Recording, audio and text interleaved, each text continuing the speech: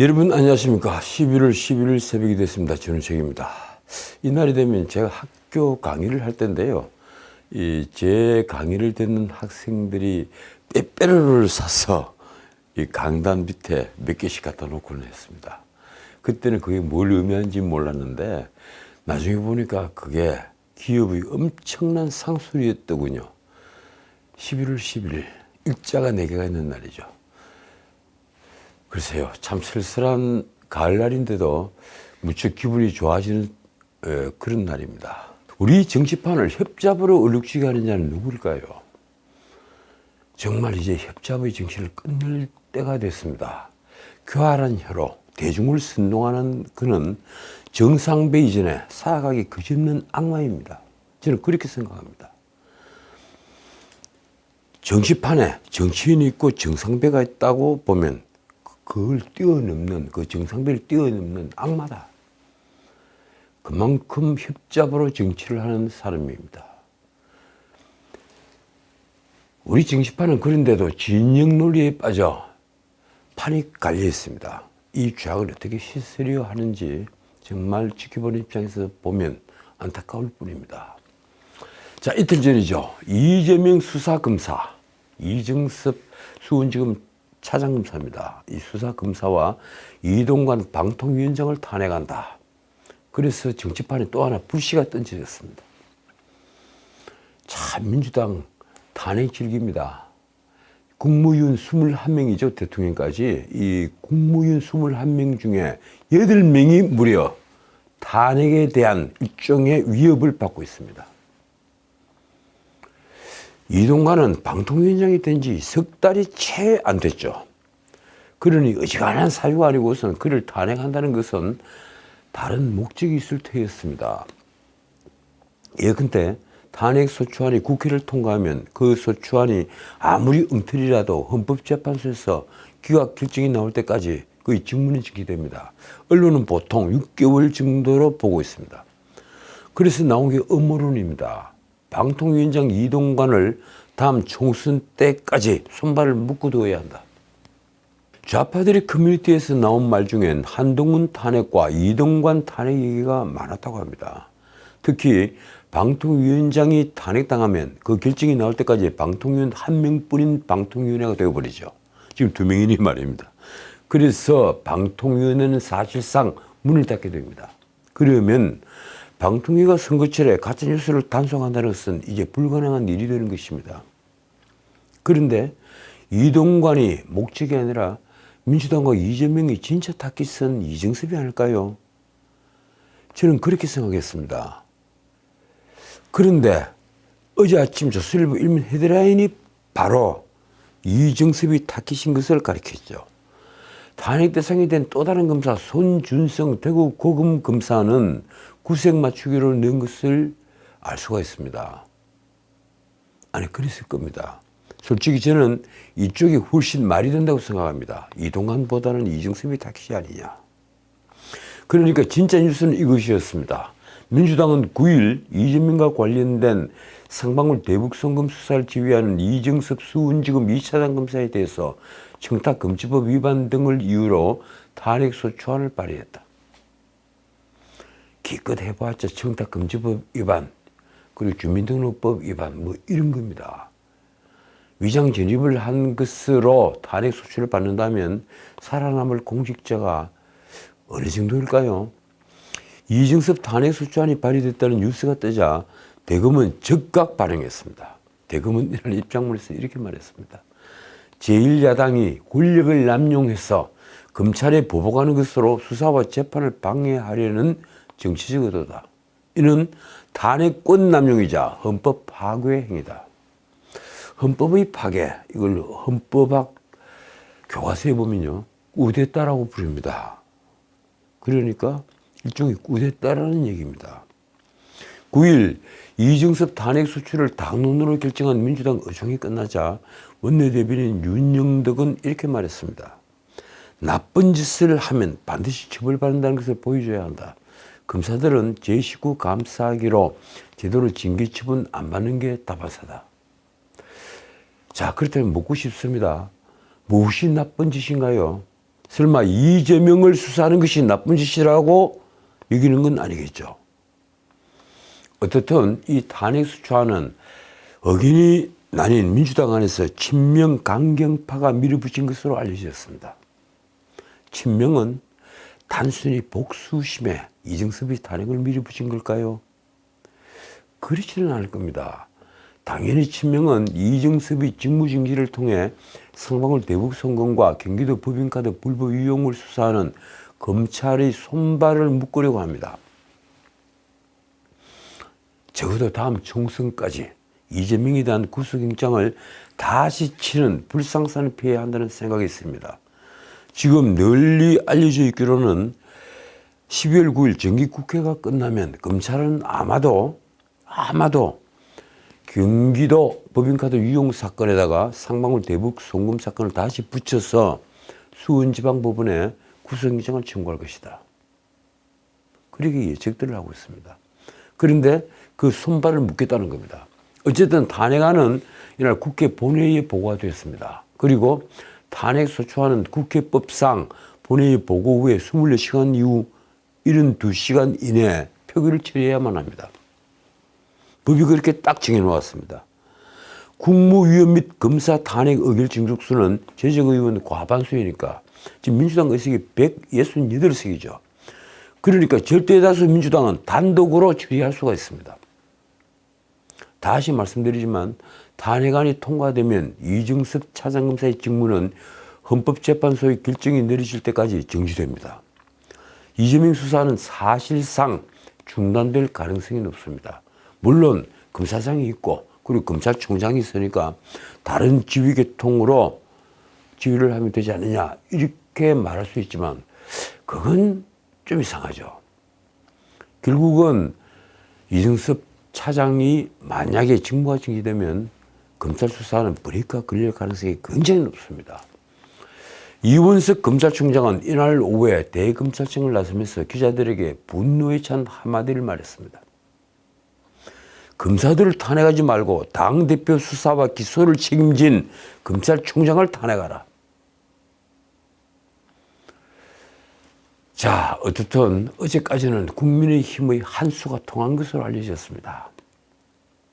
필리버스터를 하려고 초재선 의원 50명, 그 50명의 국회의원이 준비를 열심히 했는데 느닷없이 저는 퇴장 이래버리죠.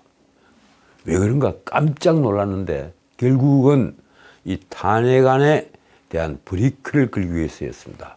그게 신의 한 수였다. 이런 평가를 받았는데 글쎄요. 하루 만에 그 신의 한 수가 지금 묘한 입장이 되어버렸습니다. 방송 3법과 노란봉투법이 국회를 통과하고 본회의가 산의를 하자 국민의힘은 다음 본회의 개최에 합의를 해주지 않고 있습니다. 그건 당연하죠. 당연히 탄핵소추안은 물거품이 될 가능성이 아주 높아졌습니다.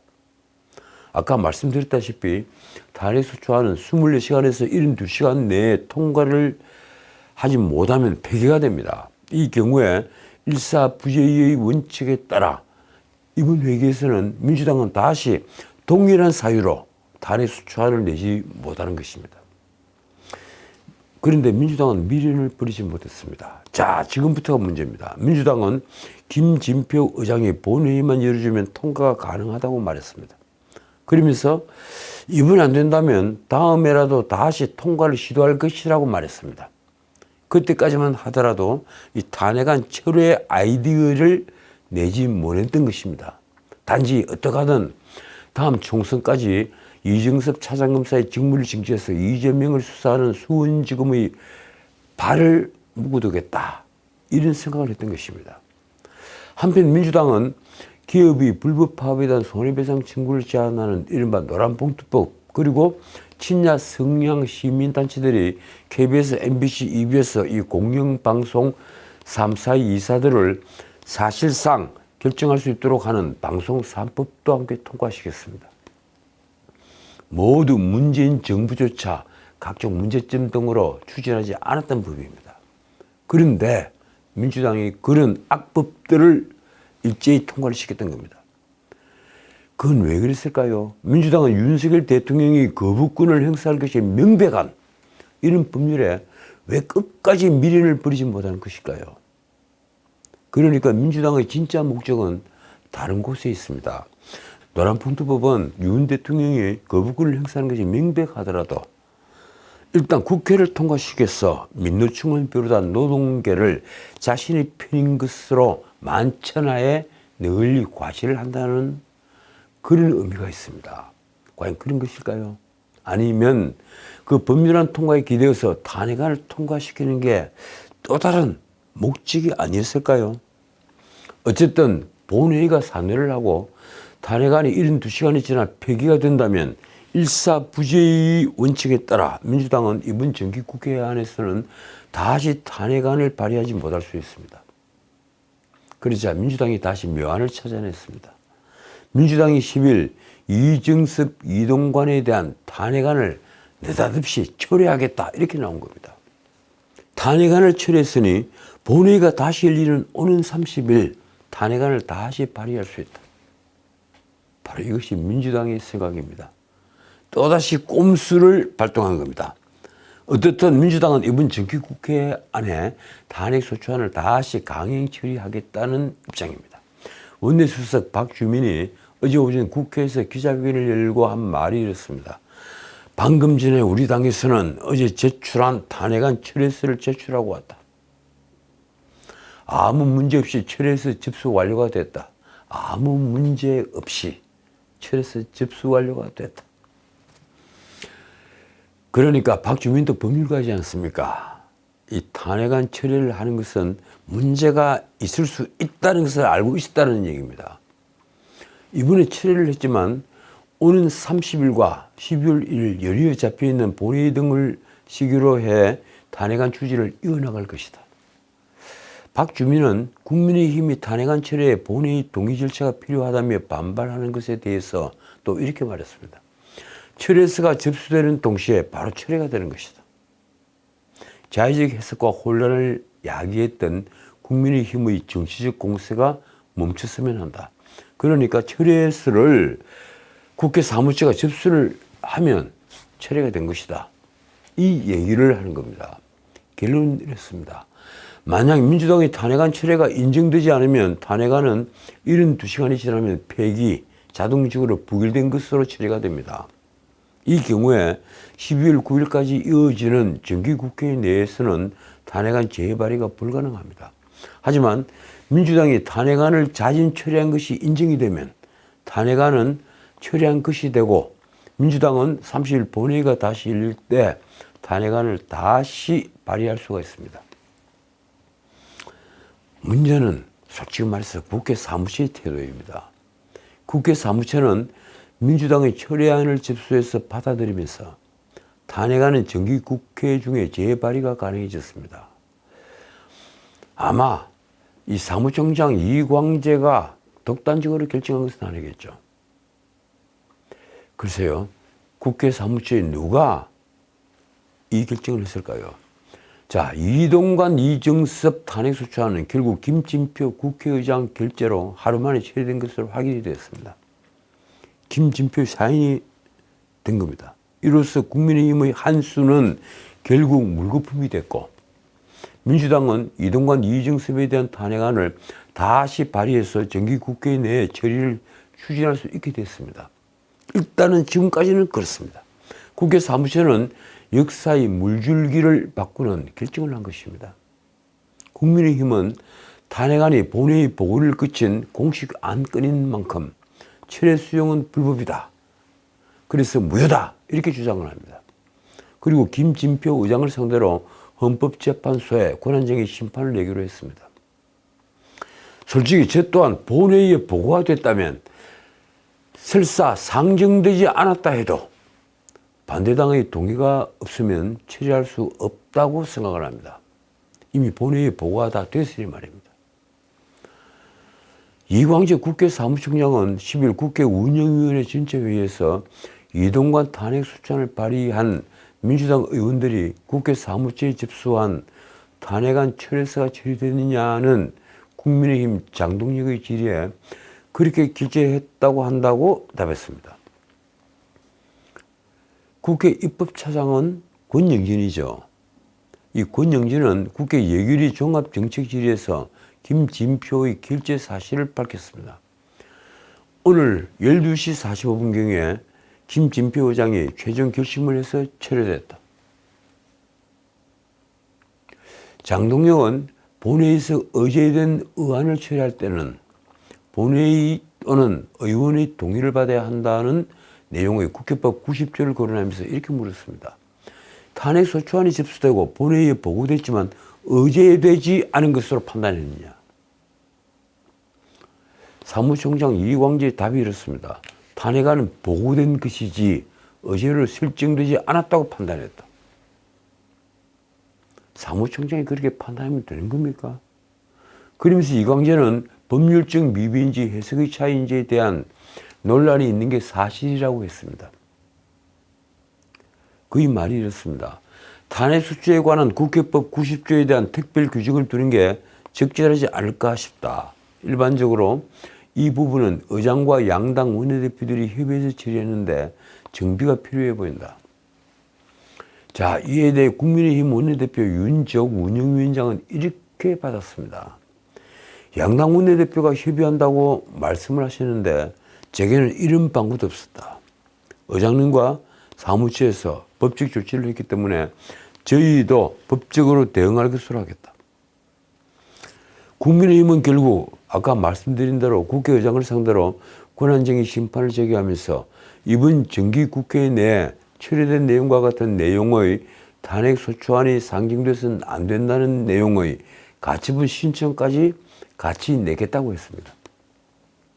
아마 그 결정은 11월 30일 이전에 나와야 할 것으로 보입니다. 그래야만 가처분의 이의가 있을 테니까 말입니다. 자, 어쨌든 이런 결과가 나온 것은 국회 사무처 유권 해석 때문입니다. 탄핵안이 의제로 정식 상정된 것이 아닌 만큼 처리 뒤에 재발의가 가능하다. 의제로 상정되지 않았다. 이 판단을 과연 누가 해야 하는 겁니까? 이 유권 해석에 따라 민주당이 72시간이 지나 탄핵안이 폐기되기 전에 철회를 하면 정기국회 회기 내에 다시 재발의를 하는 것이 가능하다는 것입니다. 다시 말씀드리지만 국민의힘은 본회의에 탄핵안이 보고된 만큼 철회를 하려면 본회의가 열려야 한다는 입장이었고 민주당은 보고만 했을 뿐 의사결정에 들어간 것은 아니라 본회의가 열리지 않아도 자체적으로 철회가 가능하다고 주장한 것입니다. 여기에 사무처는 민주당 손을 들어주었습니다. 결국 민주당은 30일 본회의에서 탄핵안을 다시 보고하고 강행 처리할 것으로 보입니다. 아마 12월 1일 처리가 되겠죠. 이동관 방통위원장은 10일 민주당이 자신에 대한 탄핵소추안 처리를 거듭 추진하려는 것에 대해서 이렇게 말했습니다. 숫자의 우위를 앞세워 민주주의 제도를 부인하거나 무력화하는 것으로 최근 정치학자들은 이것을 바로 신종 테러라고 이야기한다. 이동관도 이러고 보니까 굉장히 강경파입니다. 신종 테러다. 이동관은 예결위 종합정책질의에서 지금 벌어지고 있는 탄핵 사태에 대해 한 말씀을 보탠다며 미국의 트럼피즘에 빗대 민주당의 최근 행태를 비판했습니다. 트럼피즘, 아마 외신들을 자주 접하는 분들은 이 단어를 보셨을 겁니다. 트럼피즘이란 도널드 트럼프 미국 전 대통령이 후보 시절 내놓은 극단적 주장에 일부 대중이 열광하면서 동조를 하는 현상을 의미하는 단어입니다. 이동관이 말이 이렇습니다.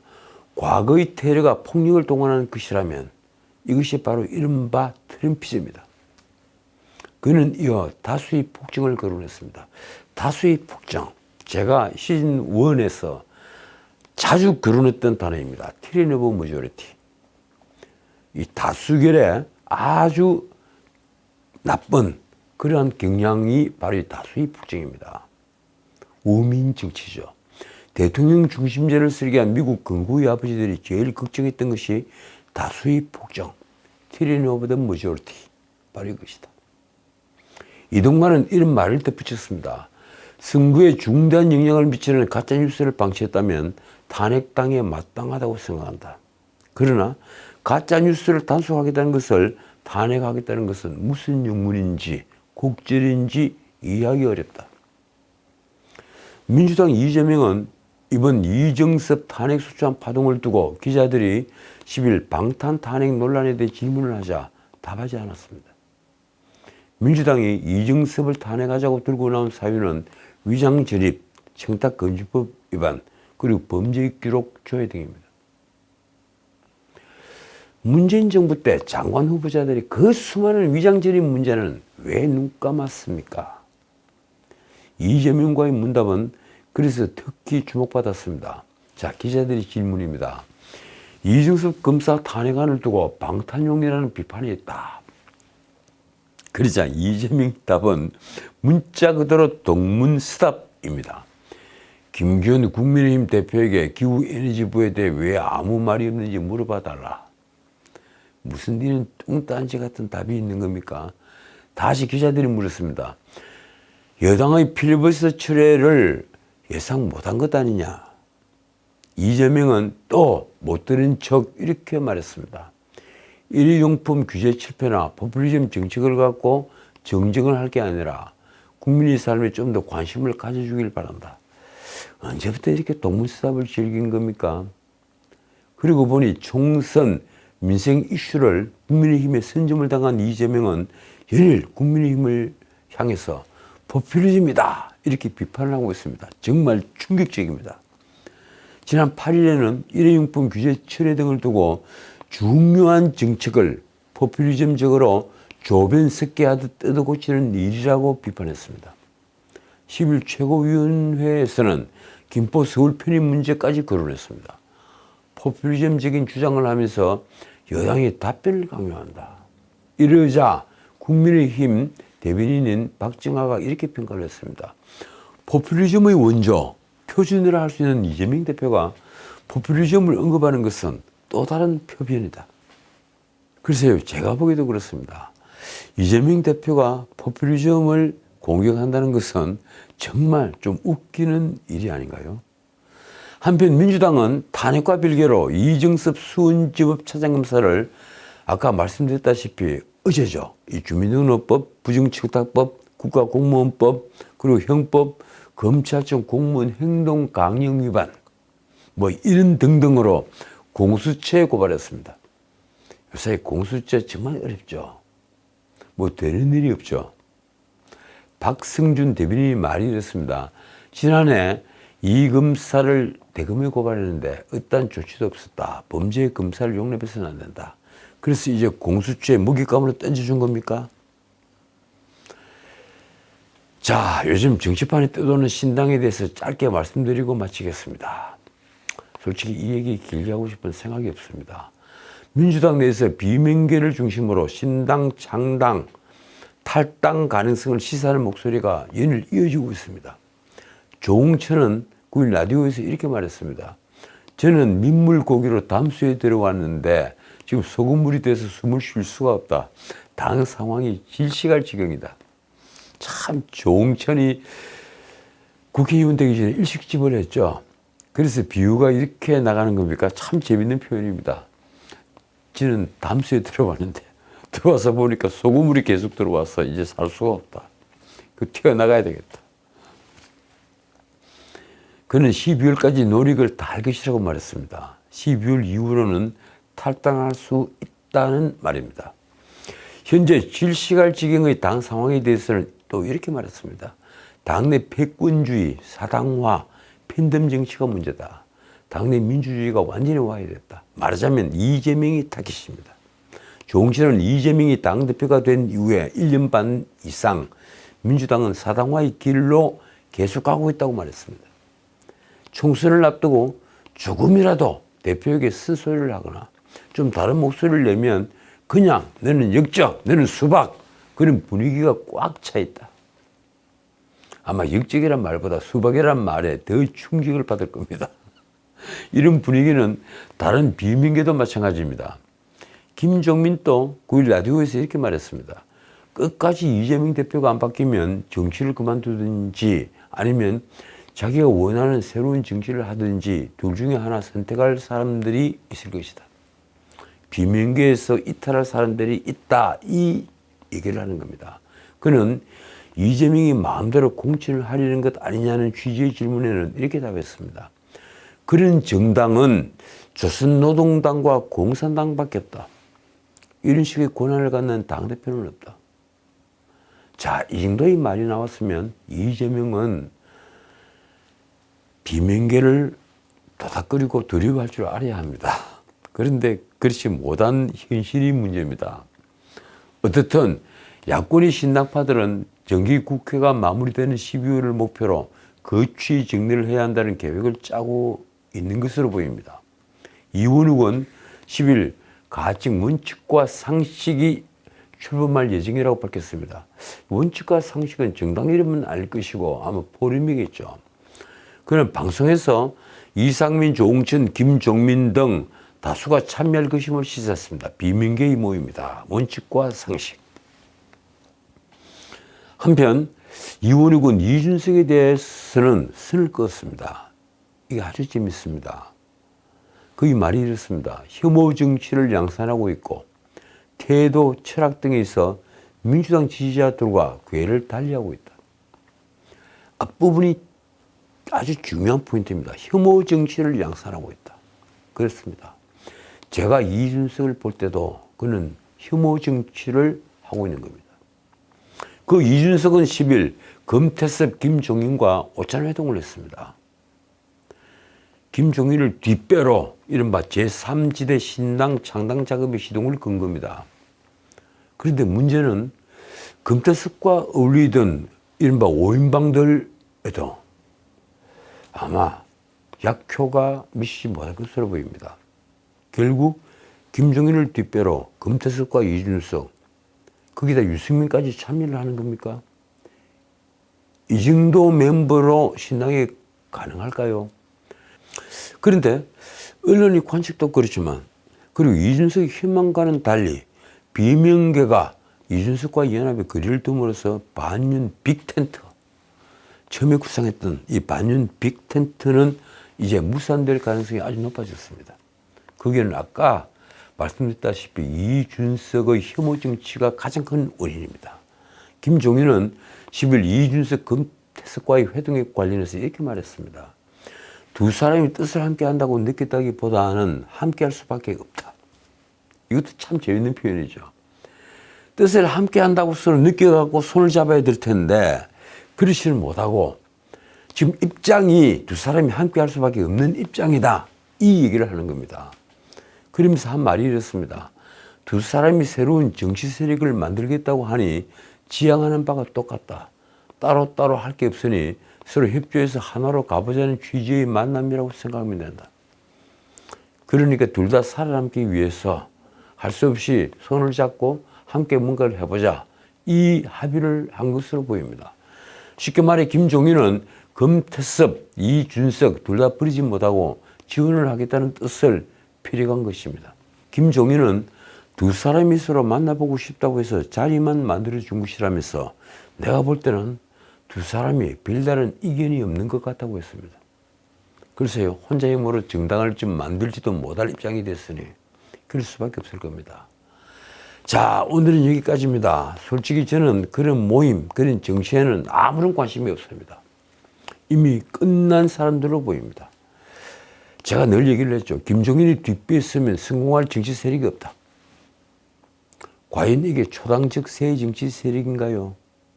낡고 부패한 악취나는 권력욕으로 뭉친 자들로 보일 뿐입니다. 지금까지 전은책이었습니다.